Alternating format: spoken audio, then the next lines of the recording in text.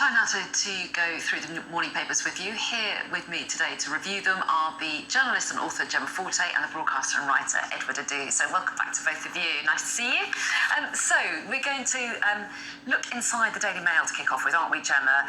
This is, it feels like an age ago now after a summer of other issues coming up. Partygate, what exactly is the Mail saying here?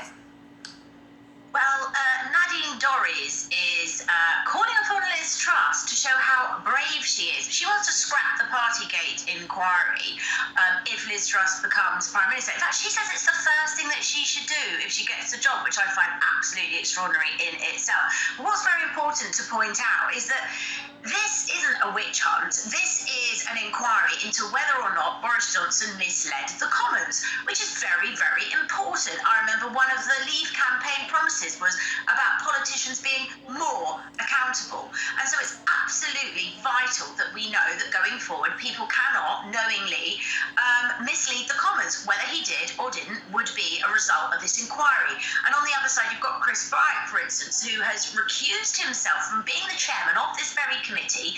Nadine Dorries says it's a witch hunt and it's vengeance and it's a Remainer campaign, all this sort of really hysterical language, frankly. If it was any of those things, Chris Bryant would have remained as the chairman, but he has a fantastic moral code, and so he has bowed out of that because he said he's said too many times publicly perhaps what he thinks, so it wouldn't be ethical.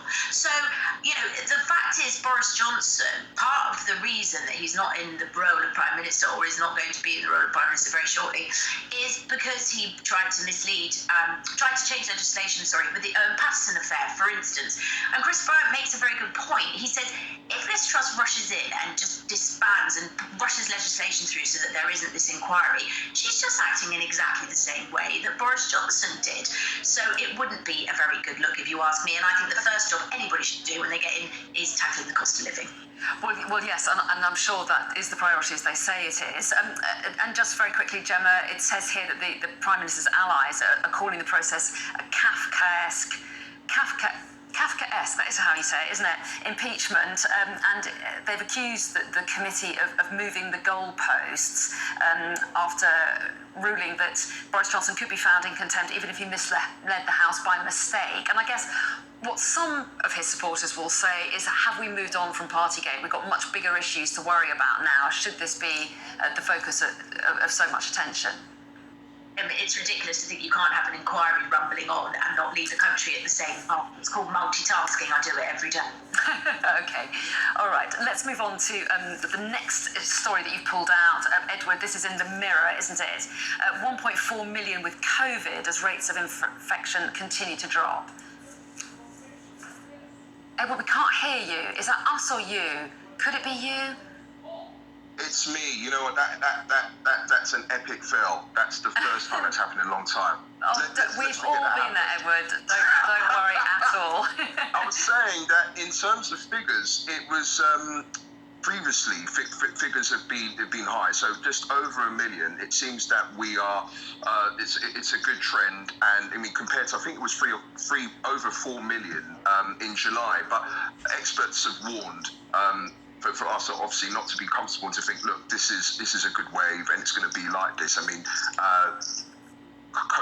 COVID cases are expected to increase in winter. A colleague of mine picked it up. He was in a bad way over the week, but fingers crossed, he's much better.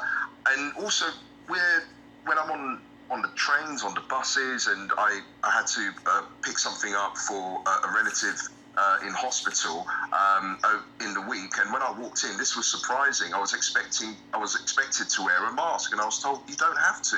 So that's a good sign. Well, yeah, exactly. We've got to take the good news where it comes, haven't we? Let's move on to the Eye, shall we, Gemma? And we've had a lot of strikes in different industries across the course of this summer. Yesterday, we saw a huge number of postal workers out on strike. That's right, 115,000 in total, which is reflecting their discontent with the pay rise that they've been offered, which is 2%, which obviously is nowhere near matching the soaring inflation. And of course, like all the other public sector workers who are thinking about striking or have been striking, it goes deeper than that. It reflects the fact that due to austerity, there really hasn't been much paid. Wages have really stagnated over the last decade or so. And when you look, the trouble is there's a lot of support actually. There was a recent poll, 63% are in favour of these people striking to get better pay. Royal Mail made 758 million in profit. And the thing is, that used to be publicly owned. So this really goes to the heart of like whether privatisation is working for this country when it comes to things like utilities or it comes to things like Royal Mail. Because actually, if you divided that profit up between all those workers, that'd be like a £6,500 pay rise each. So I think this is something that is going to be continuing, and we haven't seen the last of strike action, I don't think. No, that's right. The two sides seem a long way apart. You know, the Royal Mail are saying they're losing money and they face stiff competition. So there's real disagreement there, isn't there, about what's going on. And very quickly, Edward, let's delve into the Daily Mirror. Drivers' airport drop-off rip-off.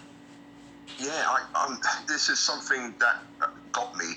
I wouldn't expect people to have to even pay to drop off, or they'd have designated areas, but apparently it's up to £25, and drivers who fail to pay get fines up to £80.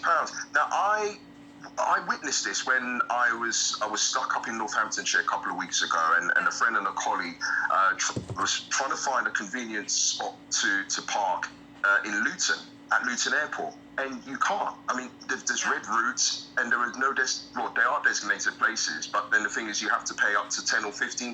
We're running short of time, Edward. I'm so sorry, but yeah, it's really tough, isn't it? And you don't want to have to say to your loved one, get on the train. I'm not dropping you off, do you? Anyway, we're out of time. It's good to see you both, Edward and Gemma. Thanks very much. Have a good weekend. Thanks. Take care.